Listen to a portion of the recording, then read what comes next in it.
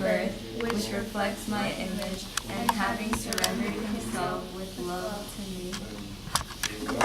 A man ascends in his own being to me, the all-blissful universal self. As the light of knowledge shines more and more steadily, a man becomes free from the false idea of individuality, the ego. Though he lives amidst the gunas, in the subjective world, which is Maya, he does not become attached to the objects of the gunas, things of the senses. Absolute freedom is his. His heart is never united with me. He is tranquil and looks with an equal eye upon all. He has attachment to nothing, nor has he any ego.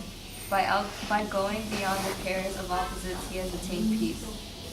His conversation is of me. Listening to it, others become pure. For hearing of me, they acquire faith and become devoted to me. What more remains to be achieved by the one who has learned to love me, who is Brahman, who is bliss and knowledge of the Absolute, the respiratory of all blessed qualities. Such a man is like a blazing fire, dispelling the gloom of darkness and burning the impurities of those about him. He who has realized Brahman is the supreme refuge of all. He is like a strong boat where mortals may cross to immortality. As who sustains life as I, the soul of all souls, and the refuge of the afflicted. Virtue alone is treasured in the world, so is in free soul the refuge of those who seek release from birth and death. The sun illuminates the sky, the earth and the sky, but the saint, kindling the fire of divine wisdom, lights up the heart. He is the true friend of man. He is the Atma. He is my very self. Neither praise the character and actions of any, nor dispraise them. Look upon the whole universe as an outgrowth of Purusha and Prakriti, and one with God. He who praises or dispraises the character and actions of others has his heart set on the unreal, and therefore quickly falls away from the perfect spiritual state, wherein one sees God in all. As when the physical senses are overpowered by sleep and outward consciousness is lost, one dreams or sinks to utter forgetfulness, so in this finite world does one either dream the dream of universal life, or seeing only manifoldness, wallow in darkness and delusion. The finite world has no absolute reality. How within its bounds can there be any good or any absolute evil? Whatever is uttered by the tongue or conceived by the mind has no final reality. He who realizes the Lord God, the Atman, the one existence, the self of the universe, neither praises nor dispraises any man. Like the sun shining impartially upon many things, all things, he looks with an equal eye upon all beings.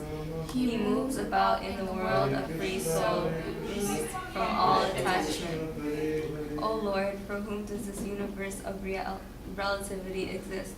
It cannot exist for the Atma, for the Self is self-luminous, changeless, transcendent, pure. Neither can it exist for the body, which is a material object, devoid of intelligence. Nevertheless, there is no denying that this is relative existence is, for whom then does it exist? To the undiscriminating man, ignorant of his true self, to one who identifies his Atma with the body, senses, and pranas, this relative existence, though it has no reality, appears real. As in a dream, one seems to meet with actual experiences. So the ignorant man, immersed in illusion, mistakes shadow for substance. As a dream brings experience of many troubles to a man, asleep but deludes him no longer when he wakes, so does grief, joy, fear, anger, greed, infatuation, and all other emotions, has the experiences of birth and death. These feelings are felt to be real by the man who clings to the ego, but delude him no longer when he knows the Atman, the true self. The individual man is the Atman, associated and identified with the body. the organs of sense, the pranas, and the mind. Man is characterized by his deeds and his gunas. Man's time goes on as he treads the rounds of birth. Mind, speech, pranas, body, and deeds, though they have no absolute reality, manifest diverse forms and characters. The wise man cuts asunder all attachment to these with the sword of knowledge. The sword is sharpened by the worshipping of his guru, and thus delivered, he wanders at will over the face of the earth.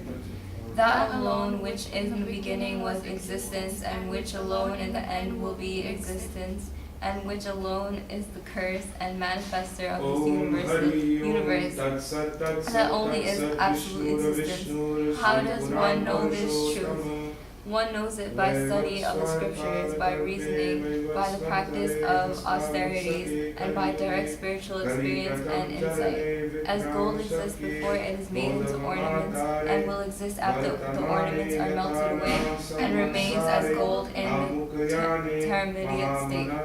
When it is known by the various names of ornaments, so am I in relation to the universe. I was, I shall be, and I am. The transcendental existence alone is real. Because of that existence, the universe exists, and that exists even when the universe ceases. That which is neither in the beginning nor in the end, but only in the middle, exists only in appearance. It is mere medium and form.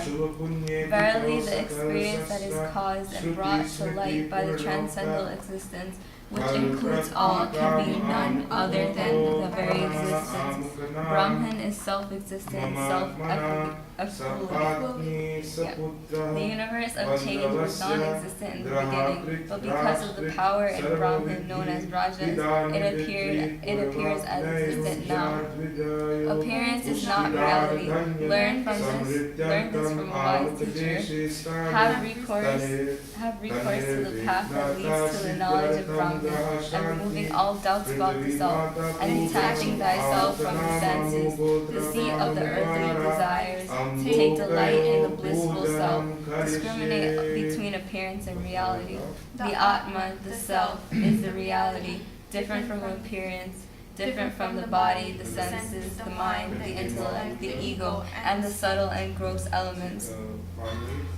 To the man of realization who has fully known my being, it is indifferent whether the senses, made up of the gunas, are indrawn or turned without.